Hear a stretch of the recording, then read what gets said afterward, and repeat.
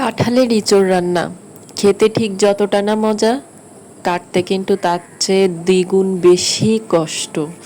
তো অনেকেই আঠার ভয়ে কাঁঠালের ইঁচড় রান্নাটা খেতে চান না, বা কাটার ভয়ে খেতে ইচ্ছা করলেও খেতে পারেন না। তো তাদের জন্য আজকের ভিডিওটা, কিভাবে আপনারা খুব সহজেই আঠা হাতে না লাগিয়ে অল্প সময়ের ভেতর কাঁঠাল কাটতে পারেন এঁচোড়টা সুন্দরভাবে, আজকে আপনাদেরকে সেই প্রসেসিংটাই দেখাবো।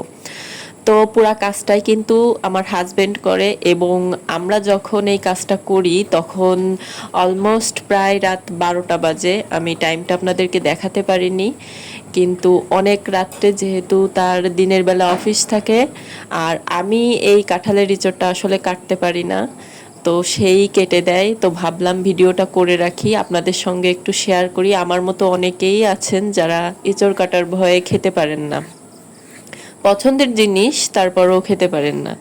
তো ফার্স্টেই ছুরি দিয়ে কেটে নেওয়া হয়েছে, এবং এটা কাটার জন্য সরিষার তেল হাতে মাখিয়ে নিলে সবচেয়ে বেশি ভালো হয়।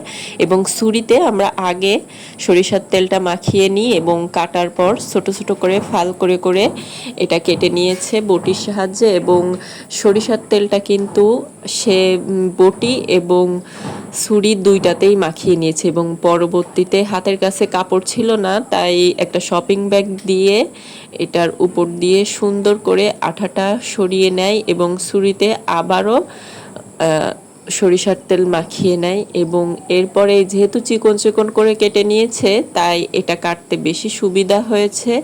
এরপর এর খোসাটা ছালিয়ে নেয় এভাবে লম্বা লম্বা করেই, এবং কেটে নেওয়ার পর এটার যে খোসাটা থেকে ওই কাঁঠালের যে সাদা সাদা যে অংশটা ওটা ছাড়িয়ে নেয়, এবং আস্তে আস্তে করে পুরা কাঁঠালটার খোসায় সে এভাবে ছাড়িয়ে নেয়। এবং এর মাঝে মাঝে সে একটুখানি হাতে তেল মাখিয়ে নেয় যাতে করে আঠা না লাগে হাতে, এবং এভাবে যদি মাঝে মধ্যে তেলটা মাখিয়ে নেওয়া হয় আঠাটা কিন্তু লাগে না।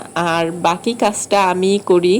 আমি এভাবে কাঁঠালের গায়ের থেকে যে বুসোটা থাকে, কাঁঠালের এই সাদা অংশটা, এই সাদা অংশটাকে ছাড়িয়ে নিই। আর আপনারা দেখতে পাচ্ছেন আমি কাজটা করছি, কিন্তু আমার হাতে কোনো আঠা নাই, কারণ আমিও কাজটা করার আগে একটুখানি সরিষার তেল হাতে মাখিয়ে নিয়েছিলাম। এবং এভাবে একটা একটা করে আমি কাঁঠালের যে পিসগুলা আছে, রোয়াগুলা বলে আমাদের গ্রামের ভাষায়, তো এগুলোকে ছাড়িয়ে নিই। আর যে কাঁঠালের বিচিগুলো আছে এগুলোর খোসা আমি পরবর্তীতে বটির সাহায্যে ছাড়িয়ে নিই। সে ভিডিওটা আসলে নেওয়া হয়নি, আমি আপনাদেরকে বোঝার সুবিধার্থে অনেকগুলোই করিয়ে দিয়েছি। এবং ফাইনাল লুক এটা ছিল, কেমন হয়েছে অবশ্যই জানাবেন।